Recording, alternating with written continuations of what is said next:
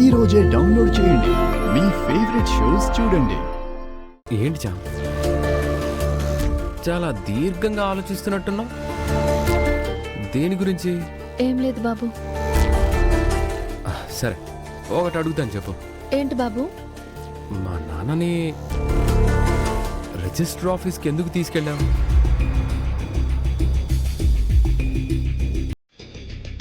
అందరూ అడిగినా చెప్పలేదు. చెప్పు చా, నాన్న 51% ఎవరికి రాశారు? నిజం చెప్పు చా.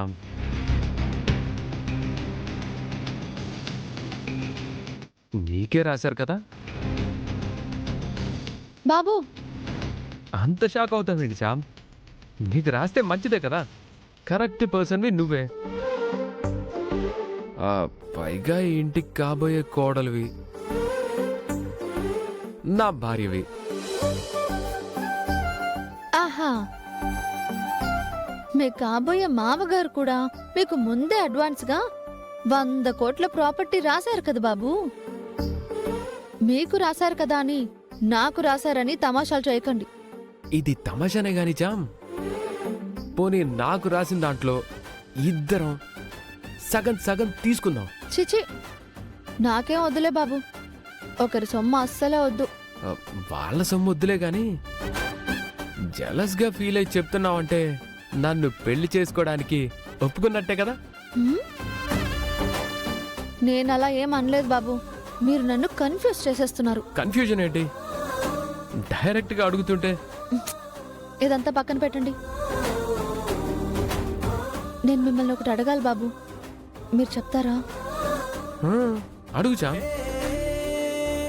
ఏం లేదు, అయ్యగారు ఆ 51% ఎవరి పేరు మీద రాశారా అని మీకు తెలుసుకోవాలని లేదా?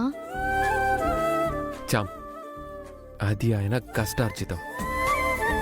ఆయన ఇష్టం వచ్చిన విధంగా ఆయన రాసుకుంటారు. అది నాకు తెలుసుకోవాల్సిన అవసరం కూడా లేదు. తెలుసుకోవాలనే కోరిక అంతకన్నా లేదు. అవునా బాబు? సరే, ఇంకొకటి అడుగుతా. అడుగులే గాని నా చేతిలో చెయ్యి పెట్టి అడిగితేనే చెప్తా.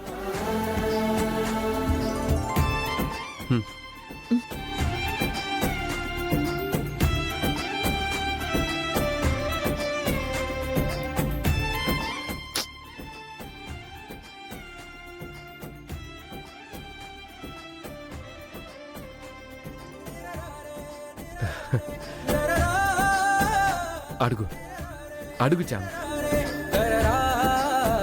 చంద్రిక అత్త ఈ ఇంట్లో ఎప్పటి నుంచి ఉంటుంది బాబు?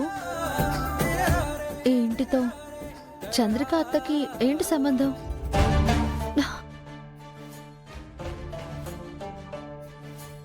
ఏదో నా గురించి అడుగుతావు అనుకున్నాను చామ్. చందు గురించి అడుగుతున్నావా? చెప్పండి బాబు. ఇప్పుడు చందు గురించి ఎందుకు చామ్? అదేం ప్రశ్న బాబు?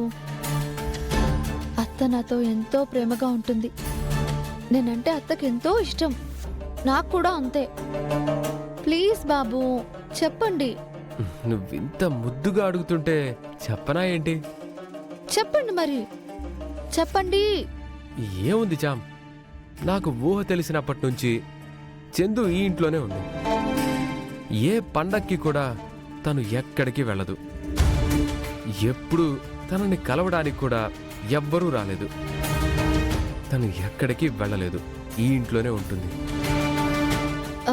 మరి బాబు, అత్త కుటుంబం, అత్త భర్త వాళ్ళెవరు?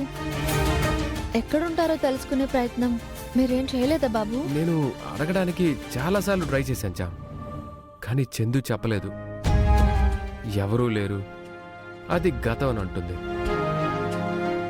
తనని ఇబ్బంది పెట్టడం ఇష్టం లేక అడగటమే మానేశాను. మీరు అడుగుతూనే ఉండాల్సిందేమో బాబు. ఎందుకు? చెప్పాలనిపిస్తే చందునే చెప్తుంది కదా. తన గతంలో ఏమైనా మళ్ళీ గుర్తు చేసుకోలేని గాయాలున్నాయేమో చామ్. గుర్తు చేసి తనని బాధ పెట్టడం ఎందుకు? అందుకే నేను ఆ పని చేయలేదు. అయితే ప్రేమ్ బాబుకు కూడా ఏం తెలియదన్నమాట. అసలు అయ్యగారు ఆస్తిలో 51% వాటా అత్తకెందుకు రాశారో తెలుసుకోలేకపోతున్నానే. అసలు అత్త గతమేంటి? మ్మ్.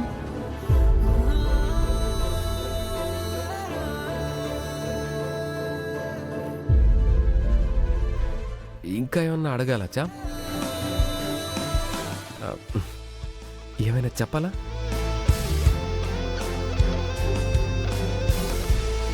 అవును బాబు, చెప్పాలి. ఏంటి? అయ్యగారికి టాబ్లెట్ ఇవ్వాలి.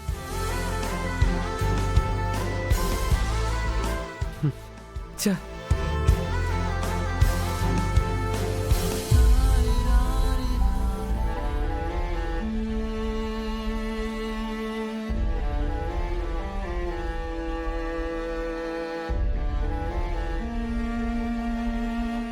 ఎవరి పేరు మీద రాశారు చెప్పు. ఆ విషయం నాకు తెలియదు అమ్మగారు. రమానే కాదు, కుటుంబ సభ్యులు ఎవ్వరూ కూడా నీ జోలికి రాకూడదు.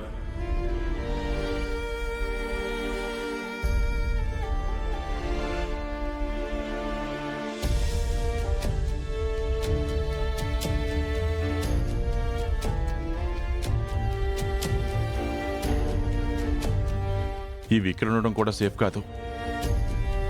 తర్వాత ఇంకో సేఫ్ ప్లేస్లో పెట్టాలి.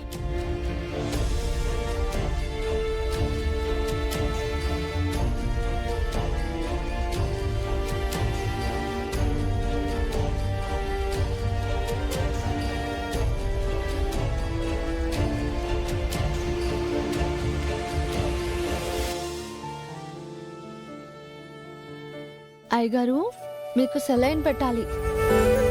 ఎందుకమ్మా? ఇంతకు ముందే కదా టాబ్లెట్లు ఇచ్చావు, వేసుకున్నాను కదా. ఆ టాబ్లెట్ మీకు బాగా నిద్ర పట్టడానికి, ఈ సెలైన్ మీ నీరసం పోవడానికి. రోజూ పెట్టాలమ్మా, ఈ పూటకు వద్దులేమ్మా. అమ్మో, అదేం కుదరదయ్య గారు.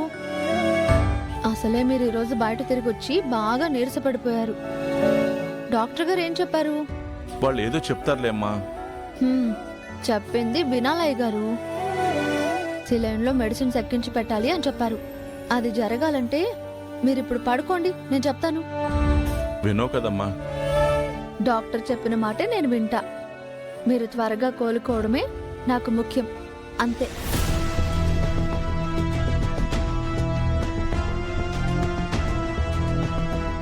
ఏయ్ చామంతి, పక్కనే రూమ్స్ రెడీ చెయ్యి. అలాగే అమ్మగారు. ఎందుకురమ్మా? భజన భజన చేసుకోవడానికి.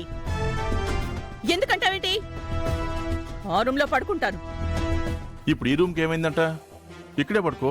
భలేగా అడుగుతావు హర్ష. ఏమైందా? ఈరోజు ఒక భార్యగా నువ్వు నాకు విలువ ఇవ్వలేదు.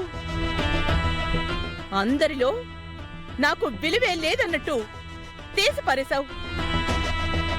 కనీసం 51% వీలునామా ఎవరికి రాసావో అది కూడా చెప్పడం లేదు.